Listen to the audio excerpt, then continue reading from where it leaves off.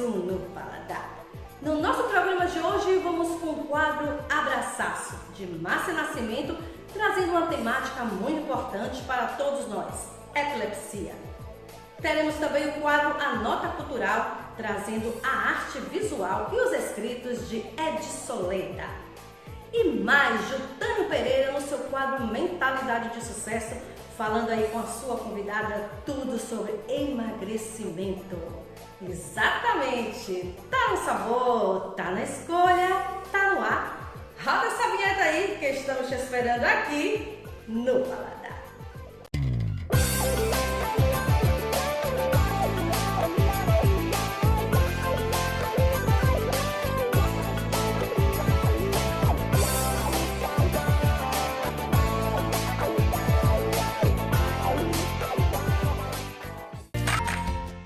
Epilepsia. Com certeza, em algum momento de sua vida, você já ouviu falar sobre esse distúrbio neurológico. O Abraçaço hoje vai conversar com duas profissionais muito especiais que ampararam essa temática e pessoas, não somente do ponto de vista neurobiológico, mas, sobretudo, nos aspectos e nos olhares sociais, humanos e sensíveis.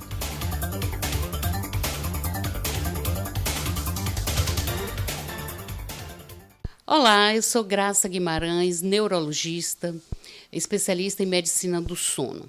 Estou aqui hoje para falar sobre epilepsia. Epilepsia é um distúrbio neurológico em que há descargas elétricas anormais no cérebro. Para melhor exemplificar, podemos entender como o cérebro como uma rede de conexões entre células em que há um curto-circuito rapidamente, e essas células elas passam a ter uma descarga anormal elétrica. E nesse momento há uma crise que pode ser convulsiva, generalizada, onde o paciente perde a consciência, ou uma crise parcial, onde há um abalo muscular e o paciente mantém a consciência. A epilepsia é uma condição bastante prevalente, ocorre em torno de 3% da população. Estima-se, então, algo em torno de 1 para 200, em algumas estatísticas, 1 para 100 pessoas. E o nosso grande desafio é convencer o paciente de que ele pode levar uma vida inteiramente normal, com um tratamento adequado. Inclusive, grandes avanços na área de farmacologia nós temos ultimamente, possibilitando que o paciente tenha um tratamento extremamente otimizado, livre de efeitos colaterais e propiciando uma vida inteiramente normal em todos os aspectos. Inclusive, até durante a gravidez, nós já temos opções terapêuticas para serem usadas. Isso também é uma revolução no tratamento, não é? Para vencer esse grande desafio que é a superação do estigma que há sobre a epilepsia, nada melhor do que informar a população de que a epilepsia é uma condição que é facilmente tratável. Eu digo facilmente, mas generalizando os casos, porque a grande maioria, 70% a 80% dos casos de epilepsia, tem um tratamento e um prognóstico favorável. Se for utilizado o medicamento correto, com acompanhamento correto, então nós temos aí em torno de 80% de chance de ter uma completa remissão das crises. E como agir durante uma crise? Eis aí uma grande questão que, se a população for informada e tiver uma boa conduta na hora que houver uma crise, ajudará muito a retirar esse estigma que o paciente carrega e que muitas vezes é pior do que a própria condição epilepsia. Ou seja, a pessoa tem uma crise, por exemplo, uma crise a cada mês, uma crise a cada 15 dias, é uma coisa. Outra coisa é ela carregar dia a dia o estigma de que não é possível trabalhar naquela profissão, de que ela é diferente dos outros. Então, superando esse estigma, haverá uma melhora muito grande na vida, na qualidade de vida de todas as pessoas que têm epilepsia e dos que convivem com ela. Então, como agir diante de uma crise epiléptica? Em primeiro lugar, quem presencia uma crise deve manter a calma. Entender que a crise ela é autolimitada, ela começa e termina sozinha, durando poucos segundos, às vezes 1 minuto, no máximo 2. E somente se a crise demorar muito mais do que isso, exemplo, 7, 10 minutos, é que vai ser necessário alguma intervenção. Mas a maioria das vezes essas crises elas são autolimitadas. Então, assim que a crise ocorre, o que deve ser feito? Manter a calma.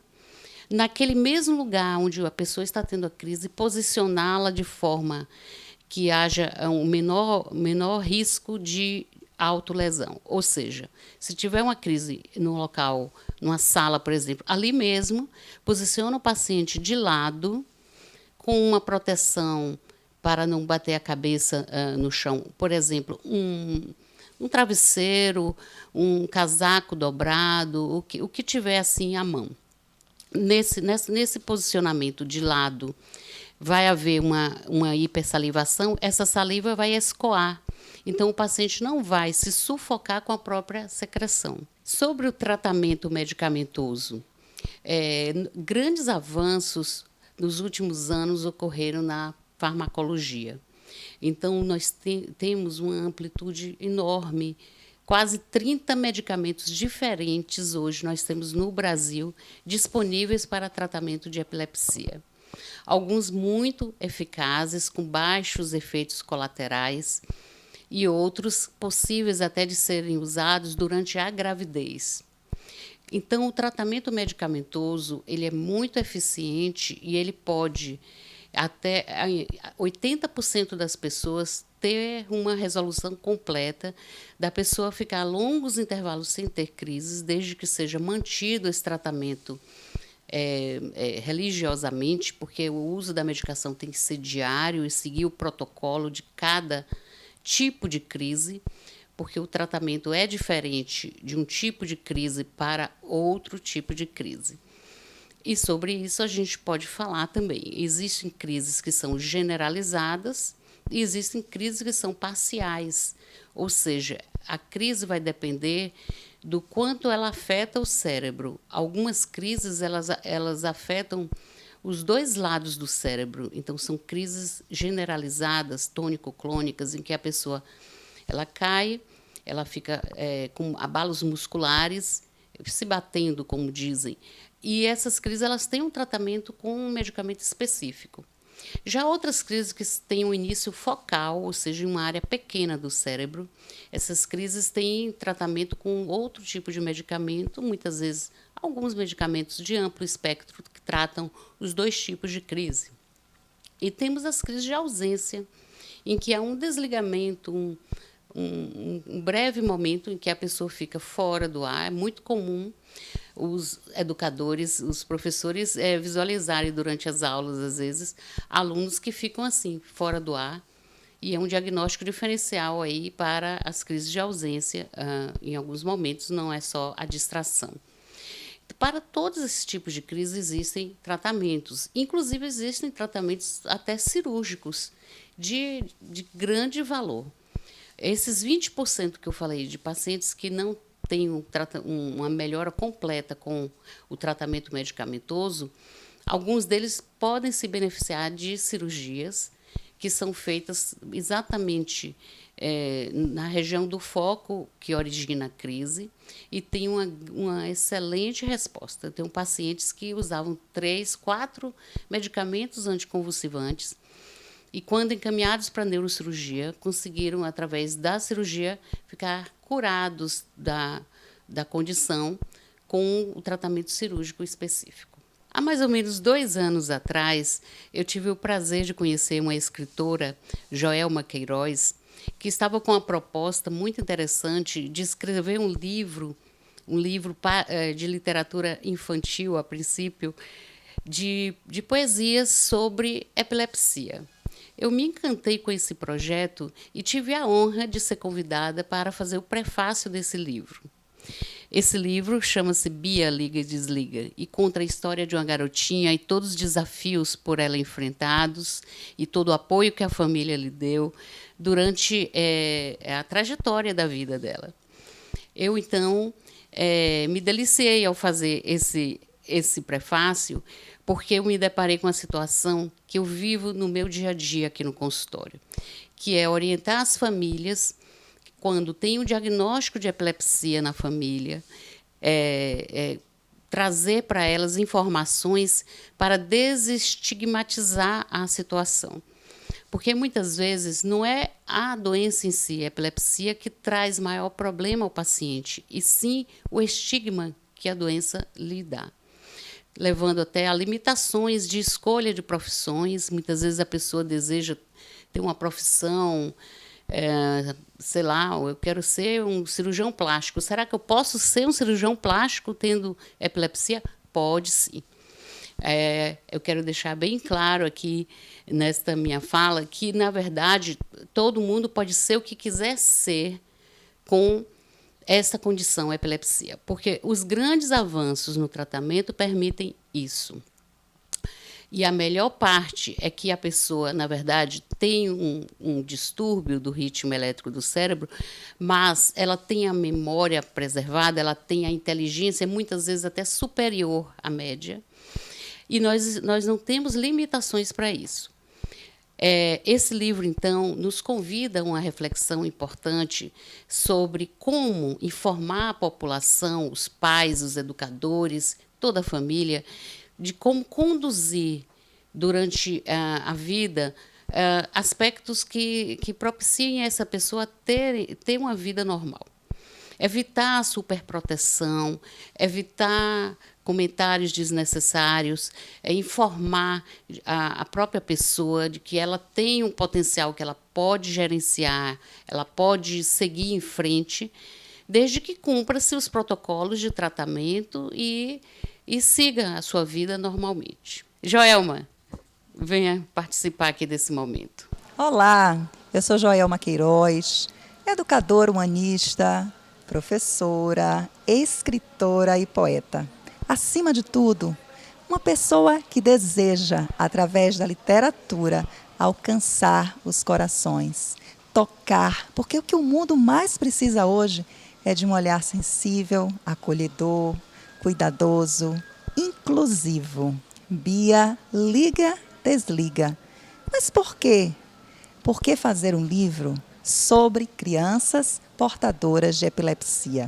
Desde os tempos remotos, essa é uma condição neurológica crônica conhecida por todos e muitas vezes estigmatizada.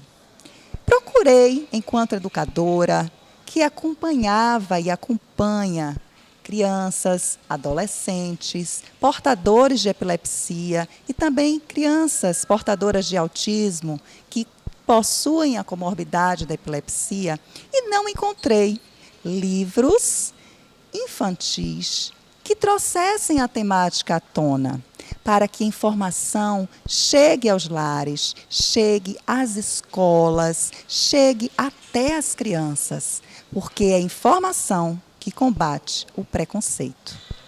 Bia é uma criança sapeca, divertida, que apronta e que sonha em ser bailarina. Rodopia, rodopia, sem parar. Mas, de vez em quando, ela é igual a um vagalume. Acende e apaga. Bia é destemida e busca superar seus medos, principalmente quando há um apagão, um certo clarão, um som que incomoda. Tudo isso traz inquietação, mas ela não se deixa abalar. Bia aprendeu com os livros que Machado de Assis, Dom Pedro I e muitas outras pessoas na história do Brasil, artistas atuais, também vivenciam a mesma condição que ela e possuem um grande potencial. Jamais ela deixará de ser aquilo que ela desejar, porque sonhar é poder. Basta querer investir e se amar. Bia é uma criança portadora de epilepsia, cercada por uma família muito atenta, muito cuidadosa, que busca o tratamento adequado no tempo certo, para que ela possa ter uma vida absolutamente normal. Por que é importante trazer a história da Bia?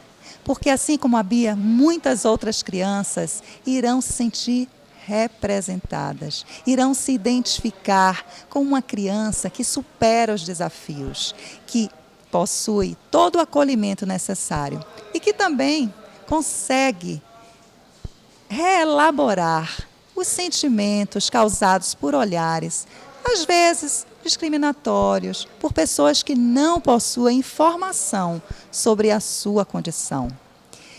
Muito interessante quando nós conversamos com leitores, crianças, famílias que vivenciam a temática da epilepsia, que vivenciam a epilepsia em suas casas.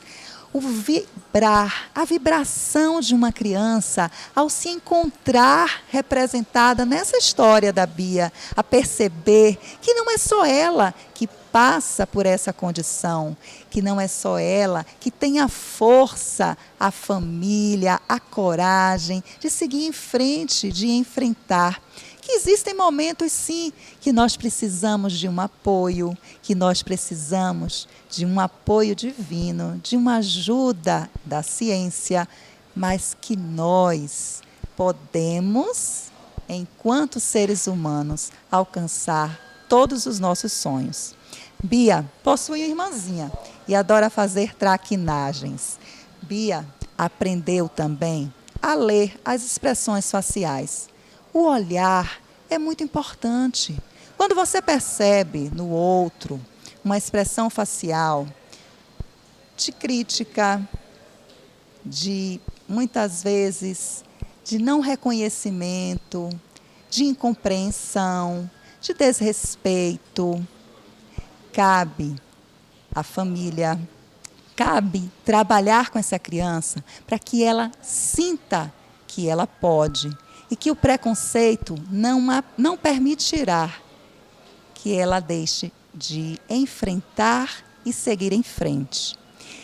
A história de Bia traz toda uma jornada de uma criança que, ao longo do seu dia a dia, seja no shopping, na escola, seja numa festa ou no quintal da sua casa, no meio do milharal, brincando com os animais, ela sente tontura, ela rodopia e até tudo escurece. Porém, ao retomar a consciência, Bia ilumina a vida daqueles que estão ao seu redor. Ela descobriu na literatura de cordel um ânimo, um prazer que faz com que todo o seu potencial seja realçado. E é isso, a literatura nos serve para mobilizar-nos internamente. Ela nos ajuda a reelaborar emoções, sentimentos.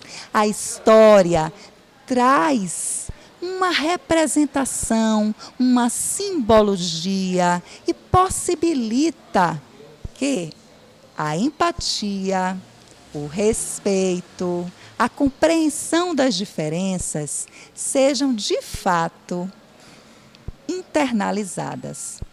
Literatura é arte, literatura toca, ela relabora, ela potencializa a criatividade e ela ajuda a formar um cidadão consciente, um cidadão sensível, um cidadão amoroso e acolhedor.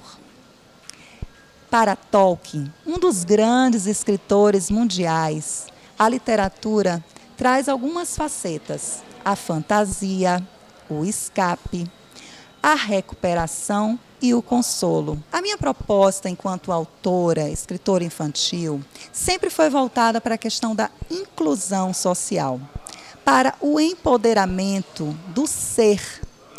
Nós sabemos que existem muitas condições que fazem com que crianças se retraiam, com que a autoestima das crianças possam ser abaladas. E por isso, eu resolvi escrever alguns livros. A Bia, enquanto uma criança portadora de epilepsia, que supera todas as dificuldades. O Dudu e o Espelho da Bisa, que traz o albinismo para que as crianças possam conhecer do que se trata e compreender a beleza de elevação de uma autoestima, para que possam perceber que memórias afetivas, referências familiares, trazem toda uma valorização de ancestralidade. E o espelho é uma metáfora, porque ele representa uma viagem ao tempo e, ao mesmo tempo, a compreensão de que somos parte do outro, que somos resultado dessas referências familiares. Então, Dudu e o Espelho da Bisa traz o empoderamento negro, uma família unida que mostra que o valor do ser humano está no amor, na compreensão, na união e na valorização de cada membro familiar.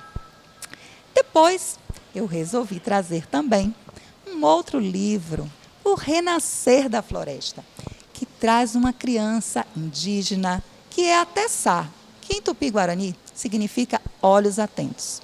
Tessá é uma criança portadora de surdez e que ganha o dom de falar com os animais. É uma história também repleta de fantasia, de aventuras, em que o mote é a preservação ambiental. E ela convida você, leitor, a fazer parte do grupo de guardiões da floresta. Muitas pesquisas foram feitas para a escrita desses livros, todos com um respaldo relacionado à ciência. Buscar informações sobre a fauna e a flora do bioma Amazônia e também de aldeias indígenas, mostrando principalmente que há uma diversidade de nações indígenas em nosso país, combatendo uma visão estereotipada dos indígenas no Brasil. Após esses livros, me veio a ideia de trabalhar com a nossa história, porque nós vivemos numa cidade multicultural. Salvador, uma cidade cheia de encantos e com influências diversas. Então, olha só, a Fubica, para quem não sabe, nosso primeiro trio elétrico. A Fubica representa a nossa multiculturalidade e, por isso, ela é o instrumento de viagem de Cosme e Damião. Eles são estudantes e precisam preparar um jogo de dicas para que o leitor descubra cada parte, cada espaço cultural, espaços de parques ecológicos e toda a riqueza da nossa cidade do Salvador. Cosme é um menino muito estudioso, pesquisador, e ele possui a necessidade de usar a cadeira de rodas. Ele é uma criança cadeirante e a Fubica permite a ele, através de toda a magia, de se transformar num veículo que voa, num submarino, num pedalinho, até mesmo num trenzinho, para que ele possa ter acesso às belezas e a todos os contrastes que a nossa cidade nos mostra em função dessa multiculturalidade. Então, a minha proposta de literatura é uma literatura engajada com a diversidade cultural, com respeito às diferenças, porque a leitura transforma vidas. A leitura possibilita a ampliação do olhar, a mudança de paradigmas, a internalização de valores humanos extremamente importantes para uma mudança sociocultural em nossa sociedade. Então, ler amplia nossa visão e toca o nosso olhar.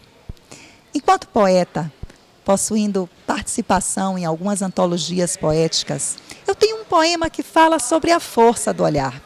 Porque no dia a dia, nós podemos muitas vezes se policiar em relação a atitudes, a gestos, ao que falamos, mas o olhar, ele também tem uma força muito grande. Um olhar, ele pode acolher. Um olhar acolhe, outro despreza. Um olhar incentiva, outro aniquila.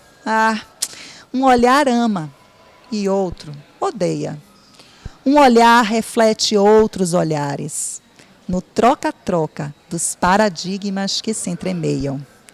O olhar brota de sementes da alma, sentimentos que aprimoram ou que devoram. E então, a soma dos nossos olhares, eles podem demonstrar, multiplicar sentimentos e a nossa essência. Cabe a você escolher o quanto o seu olhar incentivará pessoas a serem felizes. Olá pessoal, tudo bem? Meu nome é Jutânio Pereira, estou no quadro Mentalidade de Sucesso e estou fazendo uma coisa diferente hoje. Não estou no estúdio, no Paladar, estou aqui no estúdio JP Podcast com uma convidada incrível que a gente vai falar sobre um tema que eu tenho certeza que vai mexer com você, que ela vai te ajudar bastante. E minha convidada de hoje é Érica. Então assim, seja bem-vinda, Érica. Olá, Jutânio. Que prazer estar aqui com você. Estou muito feliz. É uma maravilha você estar aqui para a gente falar sobre mentalidade de sucesso.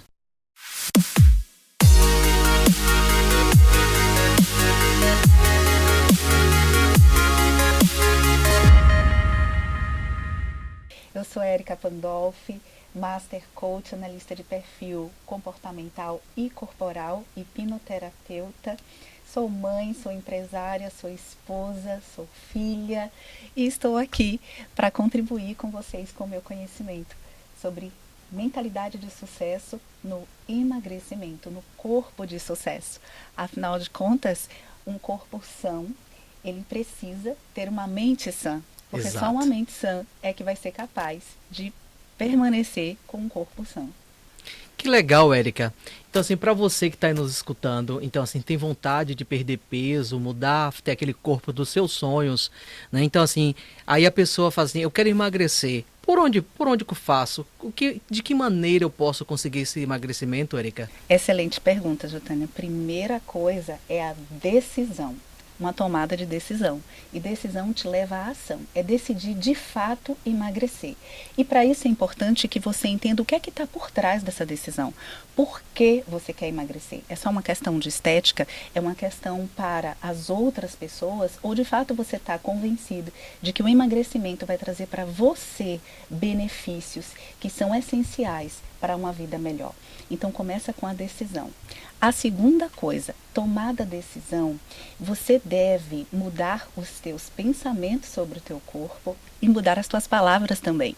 Uma coisa interessante que você falou e que todo mundo fala é perder peso. Isso. Só que isso é erradíssimo. Por quê? Primeiro, perder. Você gosta de perder alguma coisa, Jutânia? Nada, imagine. Quem quer perder? Pois é, ninguém quer perder. Então, se você perde peso, o seu cérebro vai fazer de tudo para reconquistar esse peso. Outra coisa, o peso necessariamente não tem a ver com gordura. Por exemplo, eu estou hoje com o mesmo peso que eu estava quando eu decidi emagrecer. Só que a minha constituição corporal é completamente diferente. A constituição corporal é o que tem a ver com o percentual de gordura e o percentual de massa magra. Entende? Uau. Então eu permaneço com o mesmo peso, que é 67 quilos. Só que eu tenho um outro percentual de gordura completamente diferente. Então quando você está perdendo peso, não necessariamente você está perdendo gordura. Você pode estar perdendo água, você pode estar perdendo músculo, inclusive. E não é isso que você quer. O correto é você já mudar suas palavras. Então ao invés de perder peso, é eliminar a gordura excedente. Legal, muito bom. E assim, Érica, o que é que o coach de emagrecimento faz? Ah, excelente pergunta. O coach de emagrecimento, ele vai descobrir, mapear as crenças que lhe impedem de emagrecer e as crenças que te levaram à gordura excedente. Então, vai descobrir o que é que essa gordura significa emocionalmente para o seu cérebro, que lhe mantém gordo, porque se você se mantém acima do peso, esse sobrepeso ele tem uma simbologia no seu emocional. Então é descobrir isso, mapear as crenças disfuncionais para que possamos ressignificar essas crenças, reprogramar a sua mente, e nisso nós vamos trabalhar nas crenças de identidade, de capacidade e de merecimento. Legal. Então vamos reprogramar a mente, e isso através de ferramentas cientificamente comprovadas. O que faço a pessoa que tem interesse em perder esse peso? Eliminar? O que a pessoa pode... qual a chave que a pessoa pode girar para emagrecer? A chave que ela vai girar, quando eu falei no início, dela entender o porquê de emagrecer. Comece sempre pelo seu porquê, né? Simon Sinek, de Harvard, tem um livro, inclusive, extraordinário sobre isso. Comece pelo seu porquê. Por que emagrecer? Vá a fundo nesse seu porquê. Quando você se convence da real necessidade do seu emagrecimento, aí essa chave começa a girar. E aí quando você muda suas palavras, muda a sua visão de futuro, a visão sobre você, muda suas crenças, reprograma a sua mente, aí a chave vai, ó, tic, tic, tic, tic, tic, é que vai virando e você não volta mais atrás, porque é uma mente que expande, ela não volta nunca mais ao tamanho original. Legal, muito bom. O que a pessoa precisa tomar para eliminar esse peso, para se sentir melhor, mais feliz, sentir bem com o corpo que tem? Essa é uma pergunta que eu escuto muito, viu, Getânia? O que é que eu tenho que tomar para emagrecer? Você tem que tomar decisão. Decisão te leva à ação. Fora isso, se algum tipo de suplementação, remédio, essas coisas, aí é um profissional da área de saúde, é um médico, que vai poder lhe dizer a necessidade ou não de se tomar um remédio para emagrecer ou de suplementar a sua alimentação. Aí já é um outro caminho, mas a primeira coisa que a gente deve tomar é realmente a decisão de emagrecer. É fundamental. Decisão significa ação, não é isso? Exato. E assim, chega muito cliente para você com dor por ter um peso acima ou um peso indesejado? Ai, demais. Quando chega para mim, é porque essa dor já está insuportável. É porque já tentou de tudo na vida. Já fez dieta, não deu certo. Já foi para médico, não deu certo. Já foi para nutricionista, não deu certo. Já tentou todos os tipos de cardio, não deu certo. Gordo, emagrece. E aí chega naquele assim, eu entendo que eu sou a tábua de salvação, né? Assim, a última coisa. Ou vai ser você ou não vai dar mais certo. Então, sim, e chega com muitas dores. E muitas vezes, as pessoas com sobrepeso, elas contam umas historinhas para elas, para esconder compensar essa dor, né? Uhum. Então, assim, diz, sou gordinho e sou feliz. Sou gordelícia, é excesso de gostosura. Uhum. Mas no fundo, na não tá verdade, satisfeito. não está satisfeito. Então, todos os meus coachings que eu sempre pergunto, sinceramente, porque primeiro eu tenho que ir na dor, né? Exato. Então, quando eu sento, olho nos olhos e falo, sinceramente, você consegue ser de fato feliz com essa gordura excedente? Fala a verdade. Aí é quando a pessoa abre o coração. Diz, poxa, realmente não. É muito ruim se chegar numa loja e não ter a roupa que você quer para caber em você. É a roupa que dá, é a roupa que cabe, né? Ou não ter realmente, não conseguir. Enfim, então são muitas dores, né? O bullying, também o descrédito, porque as pessoas associam o excesso de gordura à falta de competência profissional, inclusive, entende? Então, assim, são muitas dores emocionais que essas pessoas carregam. Entendo. E o processo de coach de emagrecimento é justamente para eliminar todas essas dores. Legal. E assim, você indica algum treino, alguma atividade física que a pessoa pode fazer para eliminar esse peso indesejado? Olha, isso deve ser passado por um profissional da área de educação física, Legal. né? Agora, uma coisa que é muito interessante, que eu sou muito estudiosa, muito curiosa, e eu aplico em mim, né? Então, uma coisa que é muito importante é que, assim, as pessoas acham que para emagrecer tem que se acabar no cardio. Sei. Tem que fazer muita bike, tem que correr muito, né? Tem que fazer cardio de alto impacto. E, na verdade, não é bem por aí. A atividade física que mais queima caloria é a musculação. É a que mais queima caloria e é excelente, porque ela não só vai queimar caloria, vai transformar a gordura em músculo também. Então você não vai ficar aquele magro flácido, você vai ficar um magro saradinho, porque vai estar fazendo os músculos. E o cardio normalmente deve ser o moderado. Olha aí que interessante, Muito né? É bom, o cardio legal. moderado que queima mais gordura. Nossa, uau. E aí, você, telespectador, sabia disso? Olha que dica legal, né? Sim, Érica, você pode especificar melhor pra gente o que é moderado? O cardio moderado, claro que posso. Existe graus de intensidade, né? Existe o fraco leve, o moderado e o intenso, e o super intenso, né? Então, assim, uma caminhada onde você mantenha uma zona de frequência em que você não exija muito do seu coração, também não exija pouco, é o chamado moderado. Se você está abaixo no levezinho, você está muito descansado, isso é o fraco. É o cardio fraco, né, leve. E aquele que exige muito de você, como um futebol, um futevôlei, uma aula de bike, por exemplo, aí já é um cardio intenso, que vai exigir zonas mais altas da frequência cardíaca. E o que é mais interessante é isso, é que o cardio moderado é você se manter durante um maior tempo, a partir de 20 minutos é que começa a queimar a gordura. E aí você fazer pelo menos 40 minutos por dia, que vai te ajudar a estar emagrecendo. Já chegou alguma pessoa para você assim que ela disse assim, eu faço atividade, mas não consigo emagrecer, eu nem como muito, o que é que eu faço para poder perder esse peso, eliminar esse peso? É muito interessante, Jotânio, porque assim, as queixas e as histórias, elas se repetem. Né? Isso é muito interessante. Então, isso daí é algo que eu recebo constantemente. É muito interessante assim, quando as pessoas estão de sobrepeso, a primeira coisa que elas falam para mim, eu nem como tanto assim, eu nem gosto de doce. Mas aí quando você vai ver, é óbvio que essa alimentação está errada. Porque é semear e colher. Não tem como ser diferente. Para tudo, né? Então assim, se você se alimenta corretamente, se você está se alimentando saudavelmente, o seu corpo vai revelar isso. E se você não está, o seu corpo também vai revelar isso. Então sobrepeso é o resultado de que você não está se alimentando devidamente. E aí você pode não estar comendo. Eu recebo muito isso, principalmente pular refeições. E isso é péssimo. Se você quer emagrecer, você vai pular a refeição, você vai engordar.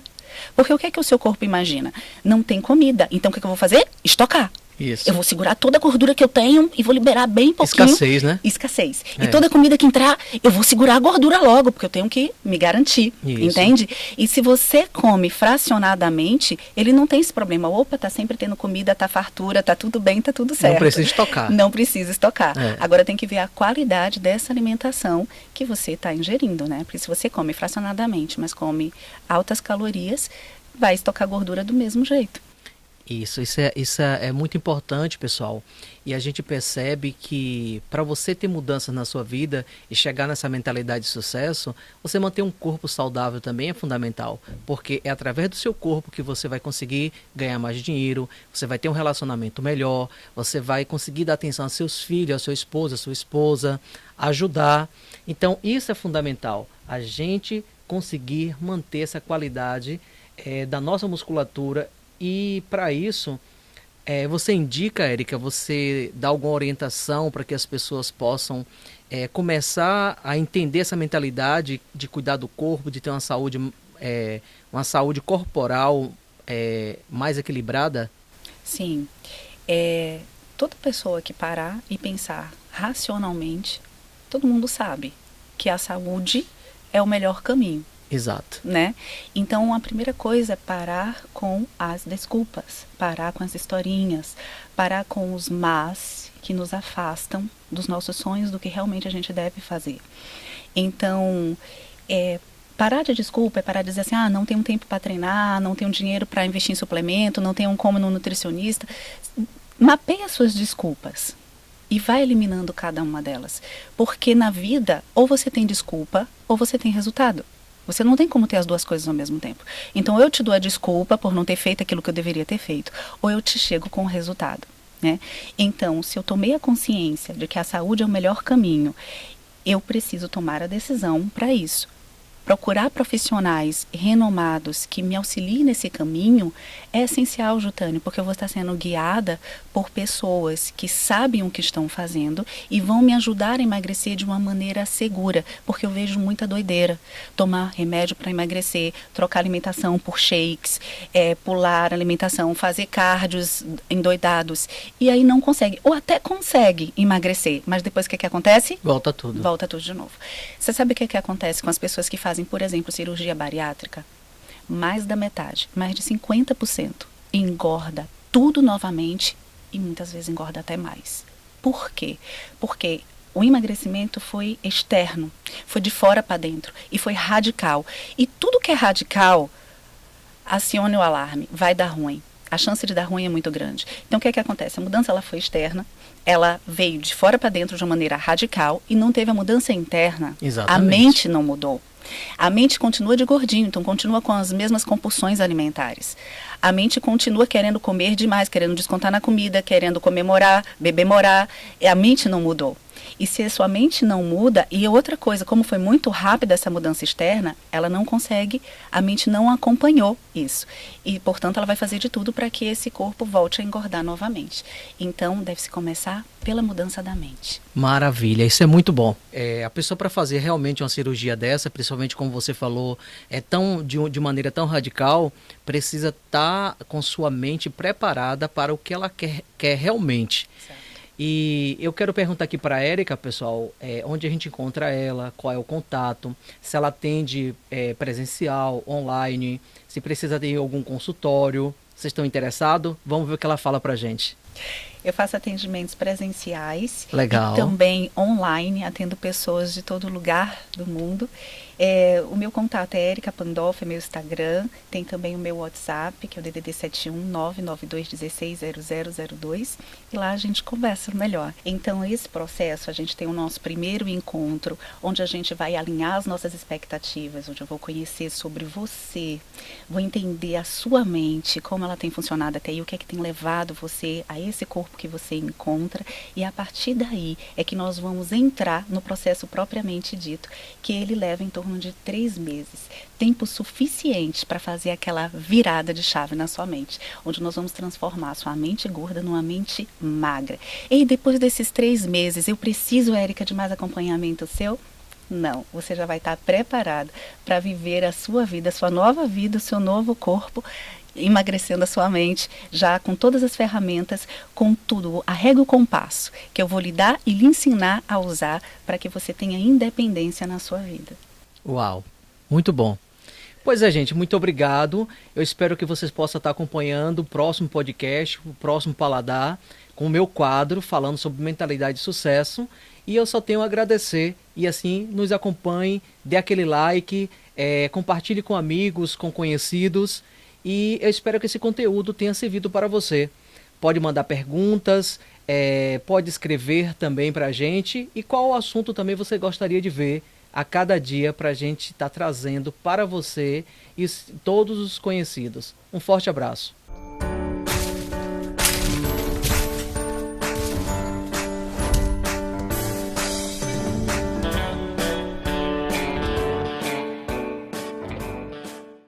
Hoje no quadro A Nota Cultural vamos trazer a artista visual Edson Leda e ela vai estar contando aqui um pouco da sua trajetória para nós. Me conte um pouco da sua infância. Olha, a minha infância foi ótima, né? Porque sempre desenhei, sempre gostei de desenhar. Mas eu tive um professor na época que não compreendia muito isso da criança, né? E naquela época também não existia esse trabalho artístico com as crianças. Então ele fazia assim: escreva 100 vezes, não devemos riscar os cadernos. Isso aconteceu muitas vezes, mas isso não adiantou muito, porque eu continuei desenhando mesmo, e fui da época do rádio.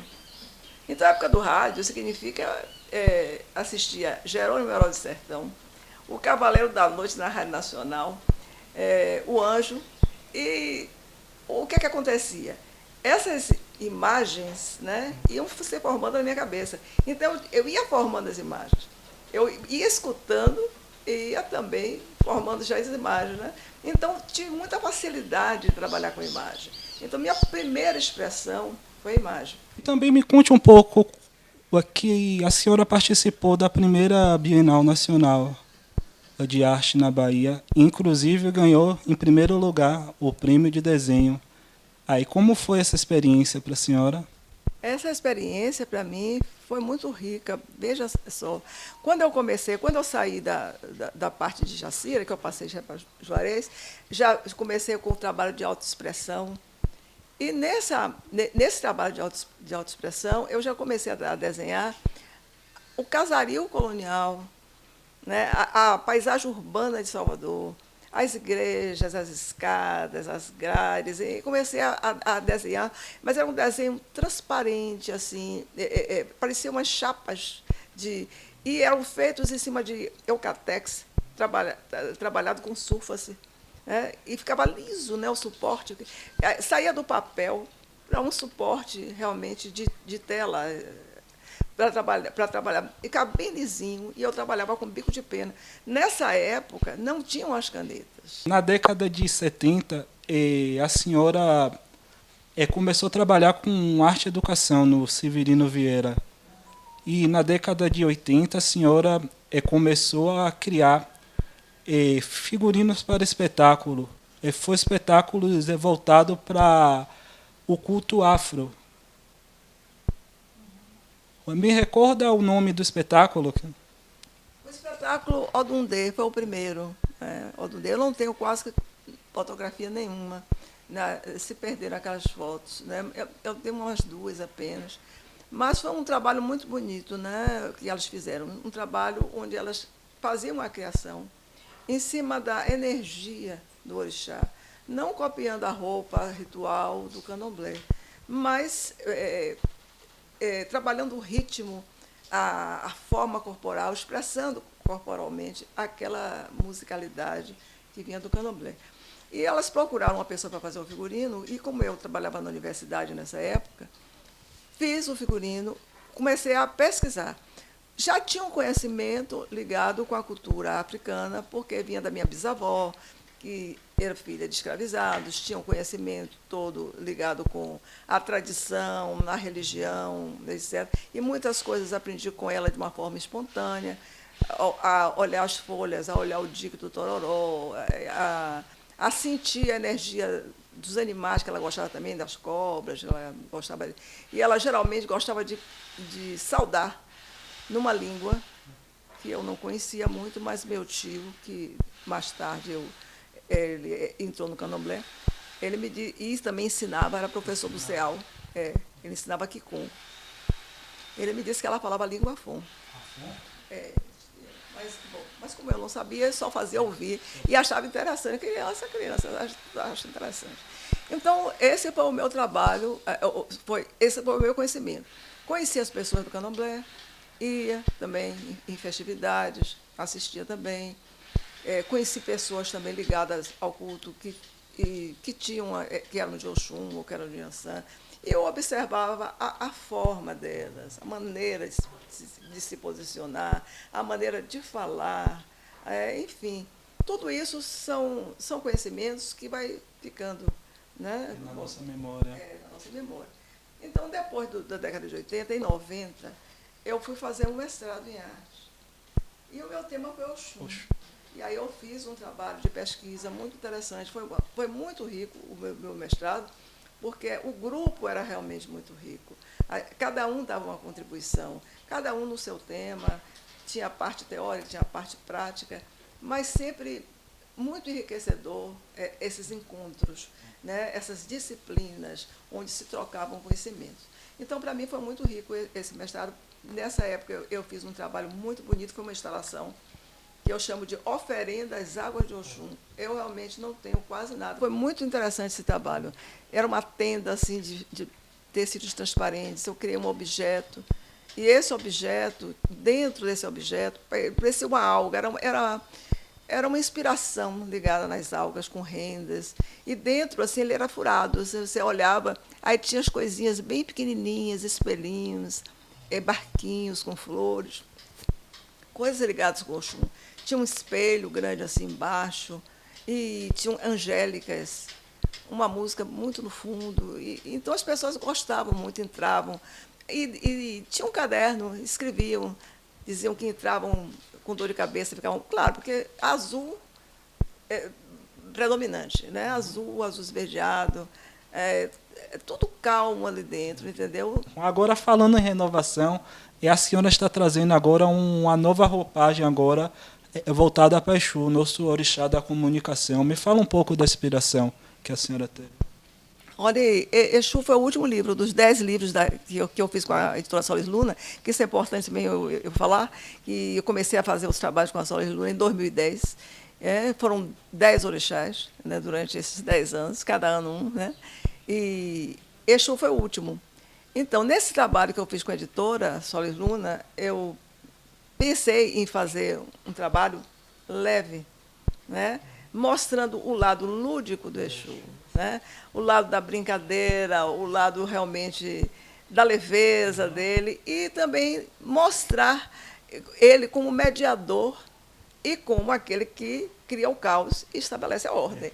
Então, nesse livro, realmente, na primeira história, ele cria o caos e estabelece a ordem. Na segunda, ele é o mediador entre os reinos. Né? Então, depois que eu fiz esse livro, Exu, eu aí comecei a trabalhar em objetos com uma continuidade, que são as cabaças. Então, essas cabaças, realmente, ela tem uma ligação com ele, porque, embora eu trabalhe com todos os orixás, eu sempre tenho um preto e um vermelho, que eu uso também, que é ele, né? Que ele está sempre junto, ele está sempre mediando tudo. Né? E aí, depois dessas cabaças, aí surgiu essa nova fase. Essa fase, eu considero ela como uma ressignificação, né, como já revisitando os meus trabalhos da década de 70, quando eu comecei a trabalhar com o casario colonial, com a paisagem urbana de Salvador, mas ela robusta, respirando, forte, barroca. Né? Então, o livro, você sabe que existe o texto, existe a ilustração e o espaço do livro para o leitor ler, você não pode carregar, tem que ser suave. Né? Então, aí eu passei para fazer essa continuidade desses trabalhos, onde eu trabalho com essa paisagem, mas agora de uma forma mais forte, mais barroca, não é? Porque eu estou saindo da parte tão gráfica do livro, mas para uma parte mais plástica. Né? E ele com as cores fortes e também da alegria de Salvador, da Bahia, como eu vejo, dourada, amarela, de sol, de alegria, de carnaval, que ele gosta também. Né? No ano de 2003, a senhora fez uma exposição relacionada ao Floral de Bar. De onde veio essa inspiração? Me conta um pouco também desse. Na verdade, no ano 2000, eu comecei a fazer uma terapia de autoconhecimento. Estava querendo me autoconhecer e trabalhar melhor as minhas questões internas. E fui atraída pelos florais de bar. E a minha primeira terapeuta, ela era uma terapeuta floral. Então, eu comecei a trabalhar com os florais e fiz uma série de mandalas durante todo o processo do tratamento, porque foi um tratamento longo, porque é como se fosse um mergulho no inconsciente. Né? Você vai lá procurar realmente quais suas questões e vai procurar entender essas questões. Né? Então, eu trabalhei nessa época fazendo os buquês, porque os buquês que eu usava, entendeu? Eu usava eles para fazer a mandala. E ela ia surgindo, eram pequenininhas, 12 por 12. Aí eu ia desenhando com aquarela, entendeu? Os florais. E depois que eu terminei tudo, eu tomei até um curso do curso floral com uma Carmen Monari, que é uma doutora paulista. Ela veio aqui dar, tanto assim que eu tinha até um diplomazinho, né, do curso que eu fiz. Eu fiz o primeiro módulo só, do Floral de Bar. Mas o importante é que ele entrou na minha arte assim, aí, quando estava tudo pronto, aí eu mostrando a uma amiga minha, de lá do Conjunto Cultural da Caixa, ela me disse, se inscreva para fazer uma exposição, vai ter uma coletiva aqui, e eu acho que, no caso, ficaria bom que você colocasse essas aquarelas. Me conta um pouco como foi a sua ida à editora Solis Luna. A editora Solis Luna foi muito, muito bom, porque eles têm um trabalho muito bonito, e eu desejava fazer um trabalho realmente com livros, depois do mestrado, que tivesse esse cuidado com a imagem, o cuidado com o texto, o cuidado com o livro. E quando eu conheci e vi o trabalho deles, vi que eles não eram apenas editores, mas eles eram pessoas que amavam os livros. E fiquei muito feliz, realmente, pelo convite que eles me fizeram de fazer esse trabalho sobre as lendas dos orixás. E o primeiro livro que vocês lançaram foram o Oxalufã. Me conte um pouco por que foi o Oxalufã que vocês resolveram. Não, o Oxalufã, na verdade, é o pai de todos os orixás, etc. E ela já tinha esse projeto, a editora, né, de fazer Oxalufã. Tanto assim que esse primeiro livro, Oxalufã, o texto não escrevi. Eu fiz as ilustrações e o texto foi do antropólogo Renato da Silveira. Então, a partir dos outros livros, eu comecei a fazer o texto, porque já estava relacionado com a minha história, com a história da minha família. E aí eu comecei também a trabalhar, colocar também um pouco da minha vivência nessas histórias, porque tem os mitos, mas eu sinto assim a inspiração que vem dos mitos, mas também encaixo também um pouco da minha vivência, da minha experiência que tive com todas essas pessoas ligadas ao candomblé. E para adquirir uma obra da senhora, como a gente pode adquirir uma obra? Na verdade, eu tenho um celular, né, pelo meu celular, pelo Facebook, pelo Instagram, que eu também tenho. Tem também os contatos com a editora Solis Luna, porque eu trabalho junto com eles também, e eles têm todos os livros lá, meus, inclusive, né? E pelo e-mail, edsoleda@gmail.com, que é o mais conhecido, fica mais fácil de entrar em contato. E meu telefone é 99268-2722. Se quiser ligar. Foi isso, gente. Eu agradeço aí a audiência de vocês. Foi um prazer estar aqui com o artista Edson Leda Santos.